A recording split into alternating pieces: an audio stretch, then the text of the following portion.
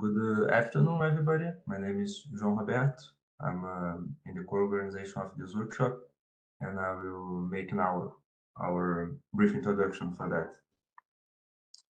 So, welcome to our second day in the European Knowledge Exchange Workshop, this time in bioeconomy context. I remind you that yesterday we had our first day. It was about basic concepts. Today we are going to delve into the second day of our schedule. We are going to talk about good practice and the factors of success. We are going to have 4 sessions with Dr. Jorge André. The Dr. Femis Svetsa is not going to be present today, but we have Mantos that will substitute him. I will talk about that later. And Juan Carlos that will be talking about the company he's work on, and Dr. Vasilis Filippo. I would say that we can save our questions. You can send your questions through the chat for the participants, and we're going to have a question and answer session in the end. Don't forget that tomorrow we also have another session with the same procedure and the duration about cross-cutting teams. We heard about the organizers of this bioenergy workshop yesterday, so I will go through it very quickly now. And this workshop is co-organized by the CERT, the Center for Research Technology Hellas, based in Greece, where it has 5 institutes: Information Communication Technology, Sustainable Process in Energy, Applied Life Science, Agricultural Technology and Biosystems Engineering, and Sustainable Mobility and Transport Networks. If you have any further interest in this research center, you can talk in the chat as well, because we have some partners present in this session. The other organizer is University of Coimbra, which is also another partner of the project. I will talk briefly about the BioRural project further. And the specific institution within the University of Coimbra that is co-organizing it is ADAI, so the Association for the Development of Industrial Aerodynamics.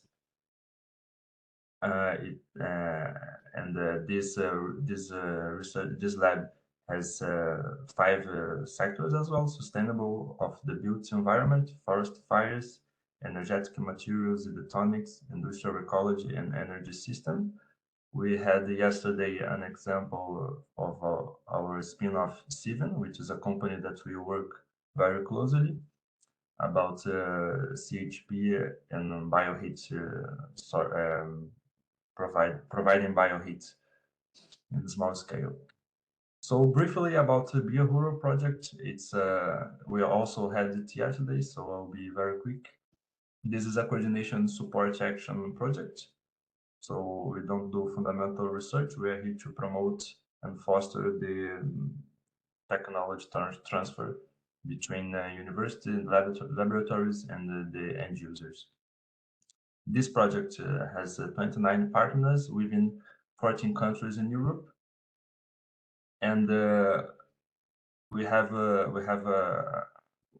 are organized in 3 sectors that we feed in our BioRural toolkit. So the knowledge sector, the network section, and the business model. We are going to develop several activities within the time of the duration of the project, and after it, through this BioRural toolkit. What can we find in our BioRural toolkit? I invite you all to read the QR code in our screen now, where you can find our BioRural toolkit. The subscription is free, of course, and we have there several documents and materials. Also a network, as you can see in the screen, with all the partners and stakeholders that are subscribed to our network, so we can find easily opportunities to collaborate. You can find there fact sheets, commercial bio-based solutions, founding opportunities. You have a space for open discussion, also policy and research guidelines. Thank you for attending to this workshop. I will remind you now that this session is being recorded so that we can make it available for everybody in our BioRural toolkit. So if you want to see any of these presentations again, you can find it there in our toolkit later. And for our first presentation of today, we will have Jorge André, which is graduated in mechanical engineering from Instituto Superior Técnico Lisbon, and also University of Coimbra. Along his career, he has done research in thermoaerodynamics, forest fires, and industrial ecology. Lately, he has been working with, he is also related with Steven, and today he will talk a little bit more for us about waste heat recovery systems based on low and medium grade heat sources. So, Jorge André, please, the screen is yours. Okay, thank you, João.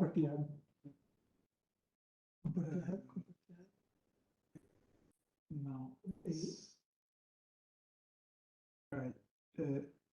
You are already seeing the presentation? Yes, perfect. Okay, thank you.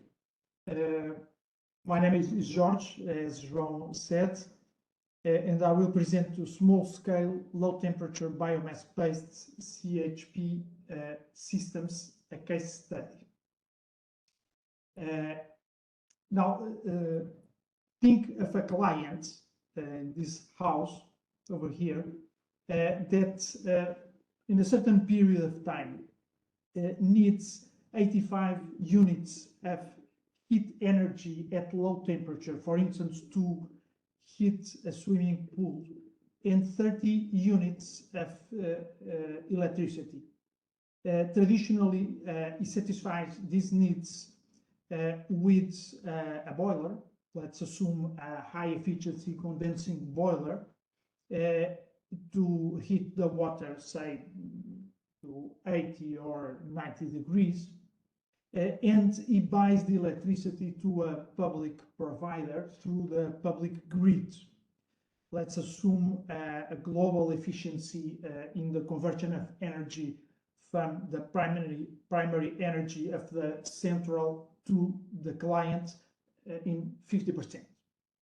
As a result, the primary energy consumed at the central power station and by the boiler amounts to 146.7 units of energy, and you have a global energy efficiency of 78.4%. Mean as the ratio of the electricity energy consumed to the primary energy wasted or consumed. Okay, now let's step to the right side of the picture. Suppose that the client buys one of the systems we are going to talk about, a micro or mini combined heat and power or cogeneration system. The figures you have here are plausible for a specific technology of CHP, which is called ORC technology. I will talk in a moment. Now, in this case, the boiler of the client, the same boiler that is in the left part of the picture, delivers the heat not directly to heat the swimming pool, but to the CHP system. And this system produces two forms of energy. The 85 units of heat energy, low-grade heat energy the client needs, and plus of almost of electricity. So the client this time needs to buy less electricity from the public grid. It is interesting to look at this second situation from 2 points of view. One is the point of view of society. For society, this is interesting because we are using more efficiently primary energy, because the efficiency in the use of the primary energy in this case is 5% higher than in the other case. For the client, what is interesting is that he spares almost 10 units of electricity that is very expensive.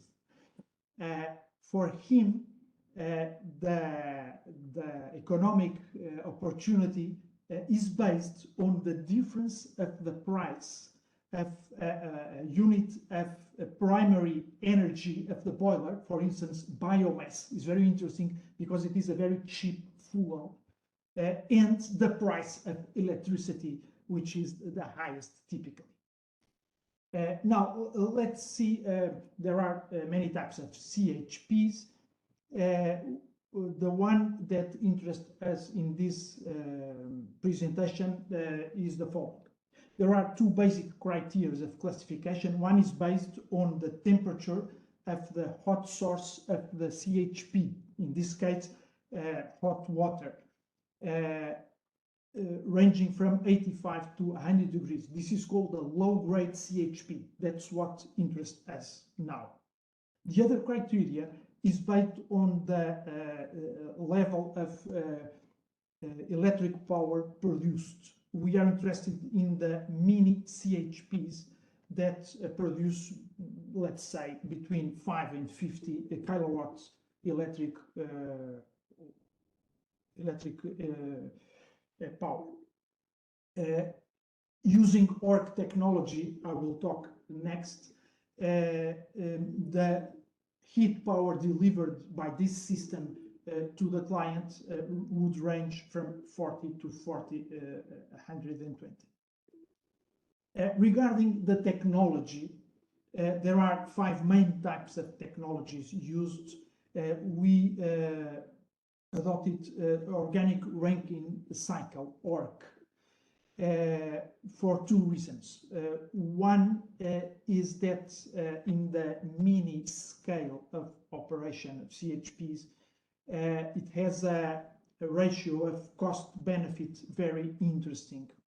The other is explained in this picture. I explain to you in a moment. In this picture, you have 3 efficiencies. The 3 efficiencies are referred to the heat input power to the system, okay, to the CHP, K.H. In the horizontal axis, you have the electrical efficiency. In the vertical axis, the thermal efficiency, the ratio of the heat power that CHP delivers to the client to the one it receives. Now, these 2 dashed lines in black and the red line are purely auxiliary to divide the plane in interesting areas. The red line is the level line at 75% of the overall efficiency of the CHP, which is simply the sum of the thermal and electrical efficiencies. So you see that ORC technology is situated at the upper left corner, which is interesting for our clients because it has a relatively low ratio of electrical to thermal efficiency, because this for our clients it is not interesting to become net producers of electricity. That's an awful business. because you would be competing with very large-scale players that simply smash you out. So the interesting thing for our client is to spare the electrical bill. Okay, so he must produce less than what he consumes. Okay, finally, in the ORC technologies, there are various subtypes. We are betting on subcritical ORCs with typically with a recuperator heat exchanger. In the left, you have the main scheme of the circuit. In this circuit, it flows an organic fluid. Water is not convenient for low-grade heat sources. From 6 to 2, the fluid is in the liquid phase. From 3 to 5, and then ultimately to 6 in the vapor phase. Passing through this heat exchanger, it evaporates, it expands on this turbine, more specifically a volumetric turbine or an expander, which is coupled to the electric generator to produce electricity, and it then condenses in this heat exchanger, delivering the heat to the clients at a low temperature. On the right, you can follow the evolution of the thermodynamic state of the fluid throughout the circuit. The red and blue lines do not refer to the working fluid, but to the fluid of the heat source and of the heat sink, usually in this case water.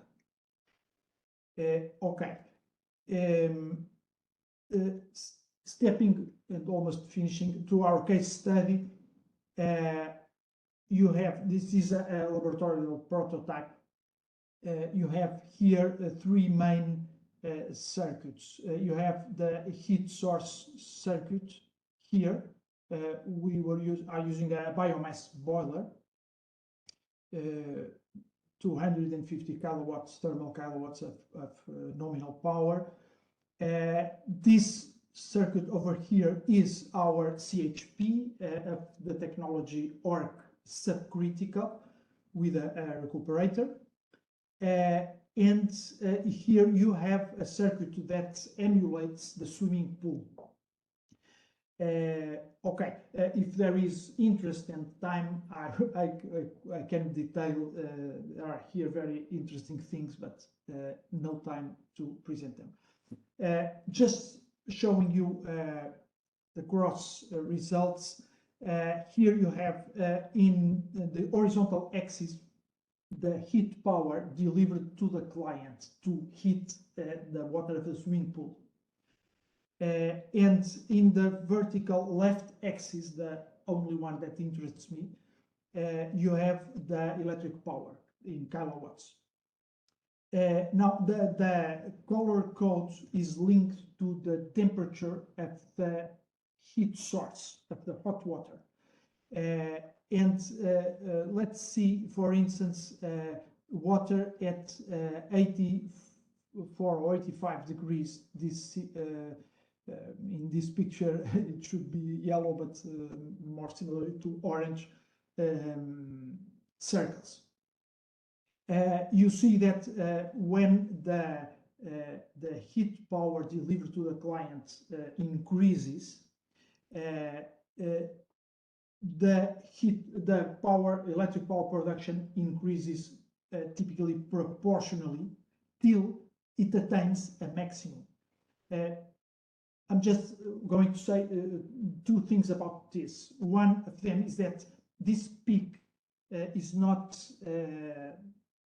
high enough for our desire and fair expectations. This is because the temperature of the hot water is too low for the expander we have incorporated in the CHP. it should be 90 degrees at least, and in this case it's just 85 degrees. You'll see why this is a problem. The other problem is linked to the fact that the electric power does not continue to increase to the right of this peak. This shouldn't happen. Why is this occurring? Simply because we found a very interesting phenomenon, not very common, that the expander becomes choked. The mass flow rate of fluid through the expander is too much for this particular expander. Now the problem with the not enough high enough temperature of the hot water is linked with the pressure ratio through the expander. Volumetric expanders have for a given working fluid and inlet pressure and temperature have a specific nominal pressure ratio. Here in the left figure, you have a situation working with an under-expansion, because the pressure at the exit of the expander is lower than the pressure inside the exit chamber when it opens. This is not very problematic, as you will see in the next and last slide. The problem is the right regime. When the expander is working in over-expansion. In this case, the exit pressure is higher than, so there is a reverse flow that is very inconvenient. Notice that contrary to turbo machines, expanders do not impose the pressure at the exit. Now, this is just to show you how the pressure ratio, this variable beta, affects the overall efficiency of the expander. One means nominal conditions. To the right, we are in under expansion, to the left in over expansion. And you see that in under expansion, the curve has a very large plateau, very interesting. But to the left, it is very inconvenient. So you must work with pressure ratios above the nominal, not below. And that's